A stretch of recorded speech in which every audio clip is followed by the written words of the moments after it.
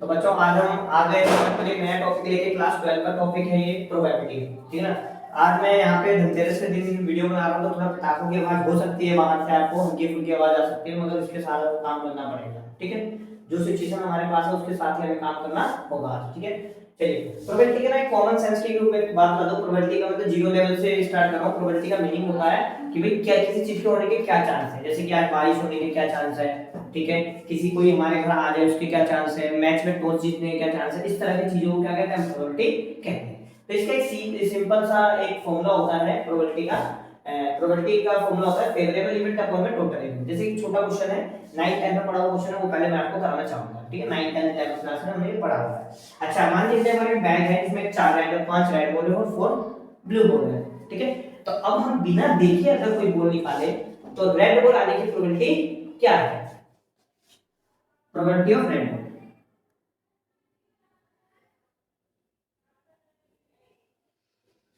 Of red ball. इसका simple formula है, red ball हमारी कितनी है और टोटल कितनी है। तो रेड हमारी 5, टोटल 9 है, तो 5 बॉल में 9, ठीक है। ऐसी प्रोबेबिलिटी ऑफ ब्लू बॉल क्या है? 4 बॉल में 9, ठीक है। आप इसे पॉज करके कॉपी कर लीजिएगा। बहुत सिंपल है, कॉमन सेंस की बात है। मैंने बता दिया आपको वार्म अप के लिए थोड़ा सा, कि आपके लिए माइंड में प्रिपेयर हो सके आप प्रोबेबिलिटी चैप्टर हम कर रहे हैं, ठीक है। मैं थोड़ा इसको क्लीन कर देता हूँ, ठीक है।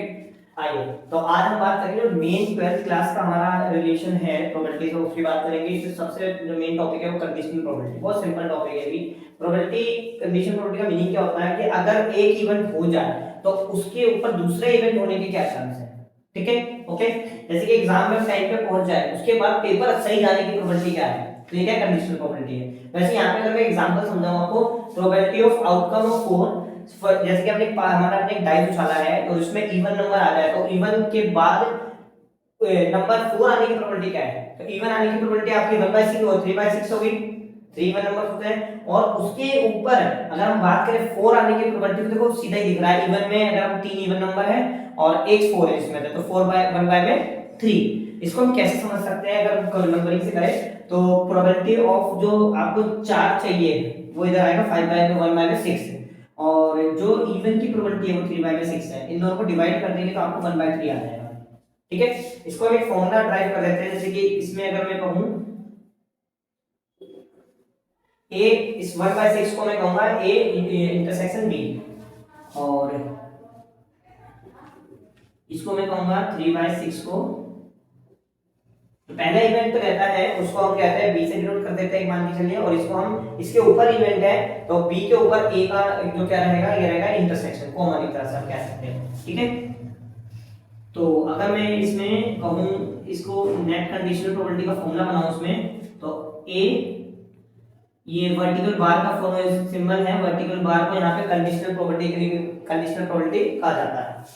तो इसका जो फॉर्मूला बनेगा, फॉर्मूले के हिसाब से मैं आपको करके दिखा रहा हूँ दोबारा, ठीक है। मतलब जो हम एक इवेंट होने के बाद जो दूसरा इवेंट होगा उसे हम इंटरसेक्शन डिनोट करेंगे, तो पहला इवेंट रहेगा उसको उसके नाम से डिनोट करेंगे, ठीक है। चलिए, तो अब मैं इसको रब कर रहा हूँ, ठीक है। ठीक, आइए मैं अपना कुछ क्वेश्चन आपको बुक से करा रहा हूँ 13.1 से, और बहुत सिंपल चैप्टर मैंने बता दिया, और एक एक क्वेश्चन मैं यहाँ पे कवर करने वाला हूँ। और प्लस में कोई आपकी क्वेरी रहेगी किसी बुक से रहेगी, आदि शर्मा वगैरह से, वो भी मैं सॉल्व कर दूंगा यहाँ, ठीक है ना। मगर एनसीईआरटी के मैं एक एक क्वेश्चन यहाँ पे निपटाऊंगा, ठीक है। आइए 13.1 पे आ रहा हूँ मैं आपके लिए। इसमें जो फर्स्ट क्वेश्चन है, जिसने यहाँ पे दे रखा है ई दे रखा है, इवेंट है 0.6, और पी एफ दे रखा है मेरे को इन्होंने 0.3, और पी इंटरसेक्शन एफ दे रखा है 0.4। कोई दिक्कत नहीं है। इसने क्या क्या पूछा हमसे? फर्स्ट पी, मैंने आपको क्या दिया है, इस सिंबल का नाम होता है वर्टिकल बार, और यहाँ पे इसका नाम कंडीशनल प्रोबेबिलिटी के नाम से जाना जाएगा।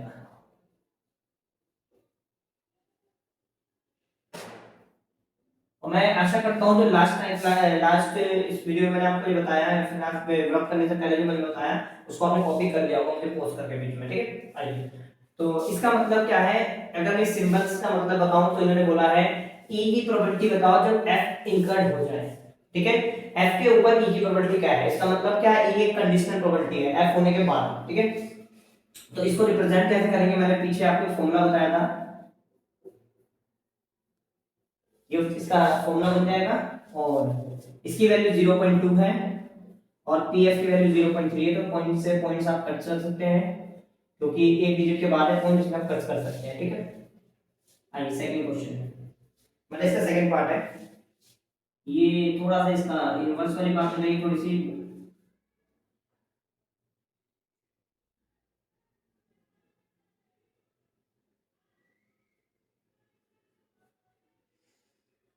ठीक है।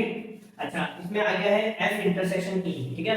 अच्छा एफ इंटरसेक्शन ई और ई इंटरसेक्शन एफ दोनों सेम ही चीज है क्योंकि दोनों कॉमन है, ठीक है।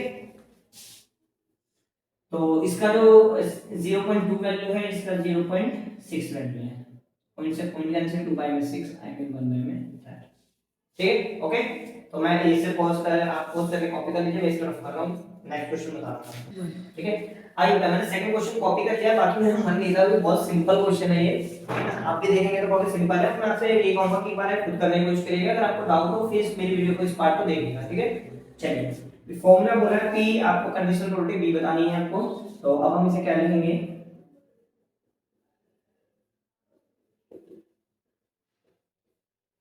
अब देखिए यहाँ पे एक बस इतनी सी खास बात है कि यहाँ पे एक पॉइंट 2 डिजिट के बाद है, यहाँ पे एक डिजिट है, तो एक जीरो आपको लगा देना है, दोनों को बराबर कर देना है। अब आप पॉइंट से पॉइंट कैंसिल करेंगे तो जो बचेगा 32 और ये 50, पॉइंट से पहले वाले जीरो को कोई इग्नोर किया जाता है, कोई वैल्यू नहीं होती, सिर्फ लिखने के दिखाई के लिए इसे लिखा जाता है, प्रेजेंटेशन अच्छे मिल जाएगा, ठीक है। अब ये 2 से अगर मैं काटूंगा तो 16 आ जाएगा इधर, ये बस इतना ही आपको यहाँ छोड़ देना, आंसर आप मैच करेंगे, आपका आंसर मैच हो जाएगा, ठीक है ना। ओके,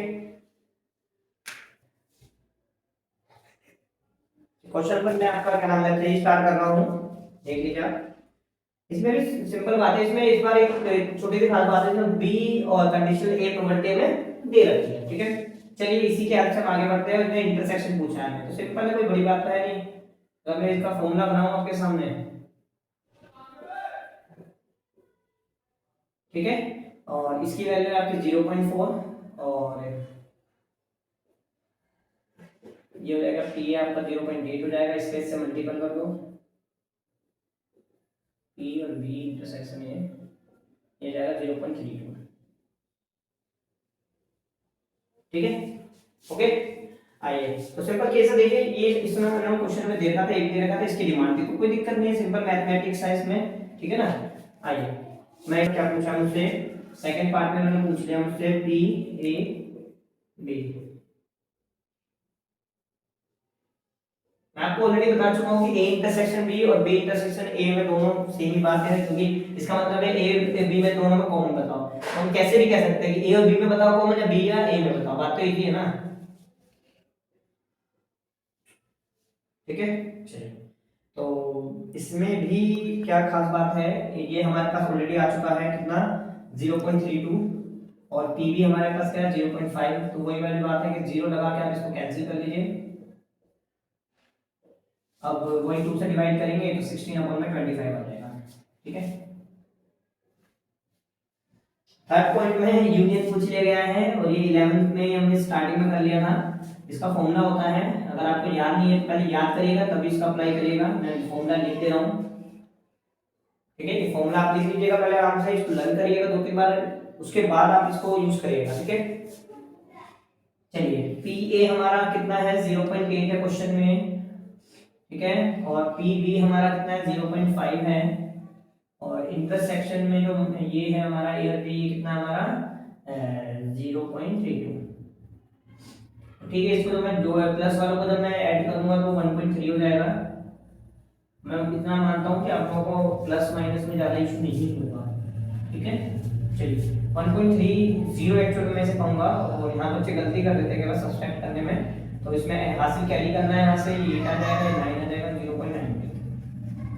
देखिए हमें पता है हमारी प्रोबेबिलिटी 1 से ज़्यादा नहीं होती कभी, ठीक है ना, तो 0.9 है, ठीक है, इससे ज़्यादा क्या नहीं होगी प्रोबेबिलिटी की चीज़, ठीक है।